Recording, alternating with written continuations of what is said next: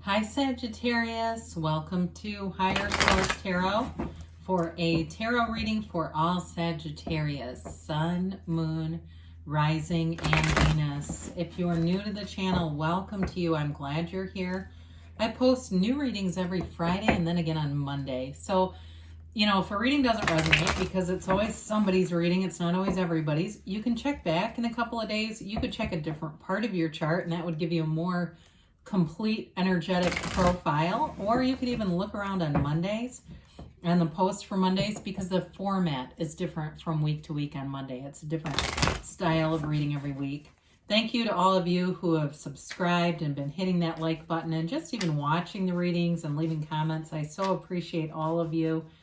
This is fun. We'll keep doing it. And if you like tarot and you like this channel and you have not subscribed, I'd love to invite you to join us and subscribe, and then you'll know when anything new is posted here too. All right, what advice do you have for Sagittarius? Sun, Moon, Rising, and Venus. What does Sagittarius need to know, please? What messages do you have for Sagittarius? All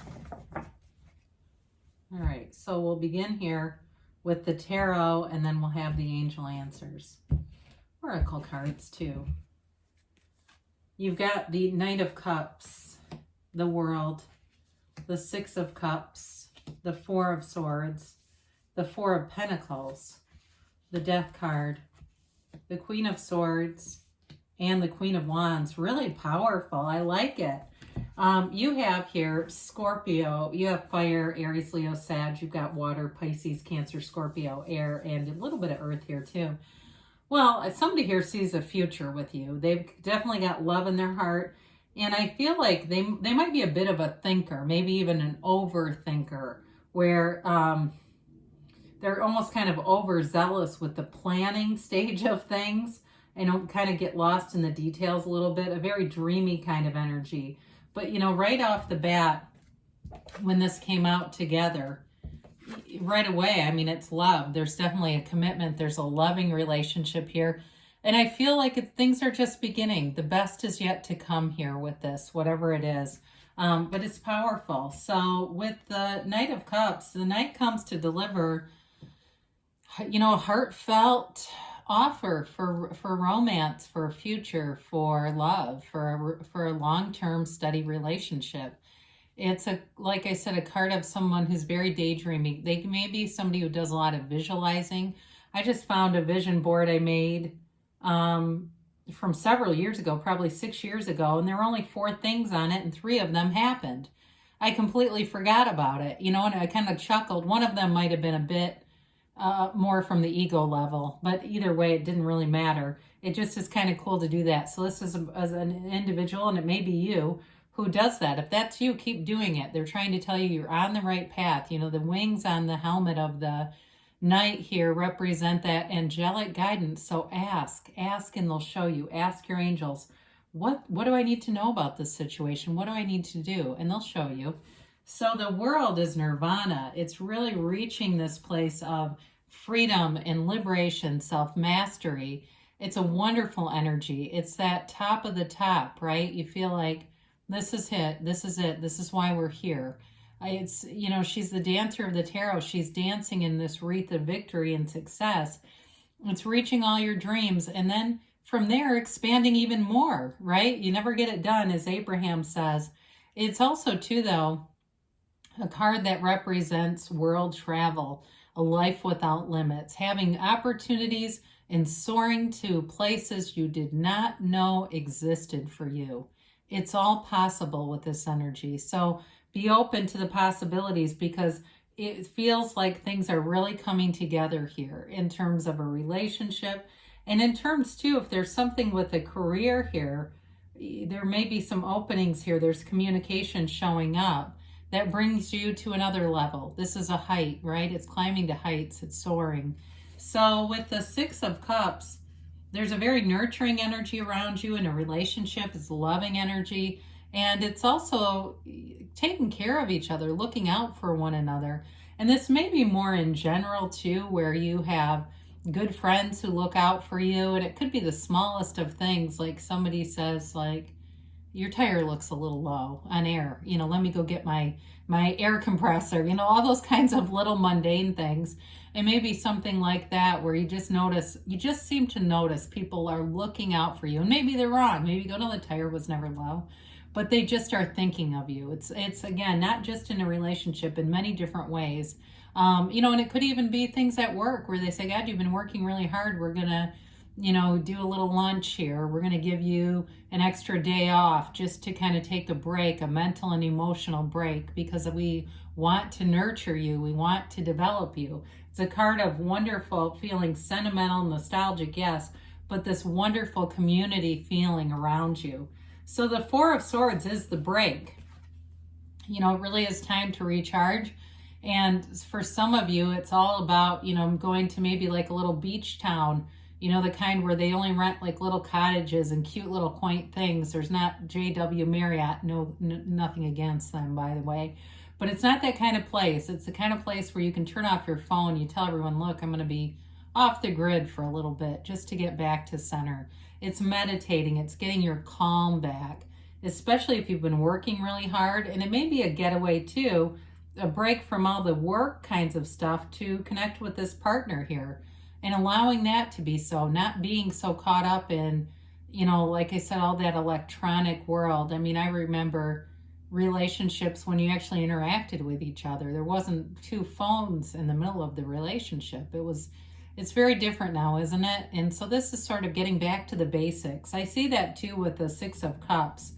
It's like the Six of Cups also represents this, like getting back to simpler times, but they're times that feel good, you know? So with this, it's a card that opens up doors for you. When you get back into this grounded space, doors will open, possibilities show up that you didn't even consider before because your perspective is more open. So with the Four of Pentacles, again, they say it, the Four of Pentacles may represent the need to do the Four of Swords. You know, this is hanging on tight to something. I also think for some of you, it may be wanting to hang on tight to this relationship, but I feel like they're trying to tell you don't need to. There may be a little bit of an ego drive here, like a fear thing that shows up, and it's just something you have to attend to address it. And don't just let this linger on. If you feel like when you get into relationships and they're going well, it makes you grip onto the person. Because with this Four of Pentacles, it really is unwarranted. You know, for some of you though, there may be a little bit of a more money conscious drive with this. And it may be too, if you've been very busy with work, you may have saved a lot of money and you have a little opportunity here to use some of that money and enjoy it and take care of yourself. Go do fun things with it. Go relax if that's the case. Now, Death shows up and it's transformative energy. It's an energy that brings you to that next leg of the journey. It's a card too that tells you to let go of anything that doesn't serve you. So if there's some limiting beliefs, or like I said, it's been just, you've been working so hard, it's time to ease up on that a little bit. Because with this card too, it's like a new beginning. An ending of anything begins something new for you. So if it's a new relationship, or even if it's one you're trying to bring back around, it's like you have to step over the wreckage of the past. You have to leave that behind. Especially if it's reconciliation, they're telling you that very clearly. If you try to go back and rehash, it's just going to be the same old, same old. So this is all about letting go of any hang-ups, anything that seems to, you know, bring discomfort. You're walking free of it and moving yourself forward. And the Queen of Swords helps with that too. I mean, you've got definitely an energy to cut things out that just aren't good for you. But the Queen of Swords too, there's freedom in this, because it's that ability to speak your mind, and not in a hurtful way, but just not really care or have a huge, investment in what other people think. Again, it's not hurting anyone, but it's just not being worried about everyone else's opinion. She's free. She's confident. She's strong. And so is the Queen of Wands, which is your own energy. So I feel like you've got the great communication here. You've got the ability to communicate very succinctly, very clearly, and from a very intellectual level, this energy too, it's like you have all the right ideas. You quiet your mind with that Four of Swords, and the best ideas show up here. So anything new that you seem to feel inclined to do, if it's work related or starting something new for yourself, go for it, because the Queen of Wands then inspires you to take the actions. And she's also too, though, in a relationship, she's that passionate energy that keeps the relationship exciting and something that pulls you toward it, you know, someone you want to be with, someone you want to see. Now, you also too, with this, you have an energy around you, very loyal people. And so it's like taking actions, but having all the right people show up. So if you have a partnership or anything where you have to work with other people, you're in sync with one another. There's no debating here. Or if there's anything, it's not pushing against, but it's almost like offering enhancements, right? If you're in a project or something where you have to work together, somebody has, oh God, have you tried this? And they give you a good idea. There's no friction here. It's very smooth sailing ahead for you here, Sagittarius. So let's see.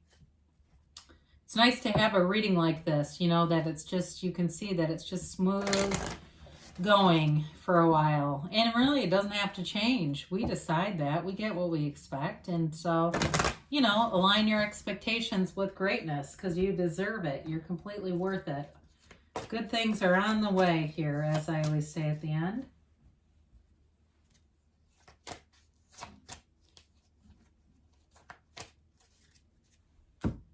All right, so you have here helpful people. We said that though, didn't we? It does feel like there are going to be a lot of people around you with good intentions, but that are easy to be with also.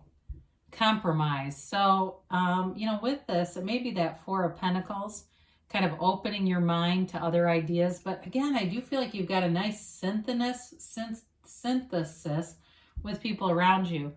Now, they say let go. So it's letting go and letting it flow. Let go, let God, let go, let the universe be. Do the heavy lifting here. We don't have to know the how. We just need to know what we want and feel like you already have it. Now, they say in a year from now, but don't let this seem like a drag. Sometimes people go, oh, God, I can't wait. It doesn't mean that, hey, nothing's going to happen for a year. It's like it's happening now. And in a year from now, you look back and say, God, I can't believe everything that's happened. They say don't stop, because you're on the right path. Good things are coming for you, Sagittarius. I love you, and I'll be back again soon.